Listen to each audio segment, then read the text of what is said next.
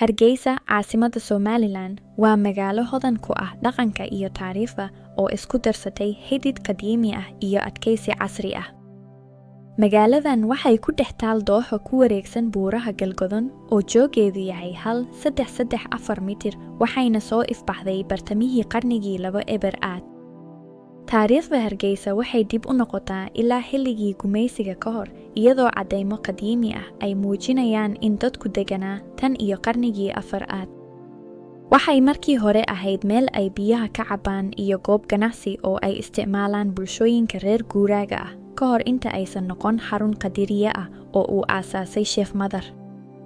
dagaalkii sokeeye ee Soomaaliya ee 1908 eber-meeyadii wuxuu si xun u burburiyey Hargeisa, laakiin dad badan ayaa dib u soo laabtay, magaaladana si weyn ayaa dib loo dhisay. Hargeisa waxaa loo yaqaanaa hooyada fanka iyo dhaqanka Soomaalida, waana meel ay isugu yimaadaan qabaa'il kala duwan oo Soomaali ah, kuwaas oo mid walba uu ka qayb qaato dhaqankeeda gaarka ah.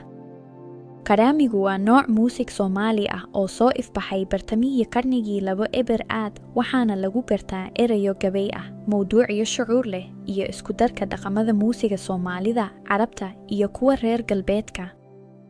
xarunta dhaqanka Hargeisa waa xarun faneed oo martigelisa bandhigyo, fiwaayado, iyo xaflado lagu xuso dhaqanka Soomaalida, waxaana ku yaal maktabad si wanaagsan loo agaasimay.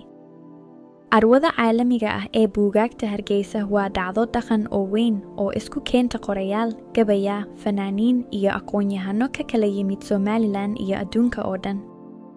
Hargeisa waxay bixisaa meelo badan oo soo jiidasho leh oo loogu talagalay dalxiisayaasha xiisaynaya dhaqanka iyo taariikhda Soomaalida, sida godadka Laasgeel iyo Madxafka Saryan.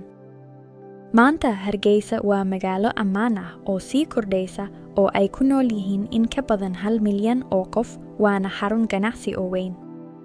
Hargeisa waa tusaale u ah adkaysiga iyo hodantinimada dhaqanka, waxayna bixisaa khibrad safar oo gaar ah oo isku darsata wixii hore iyo wixii hadda jira.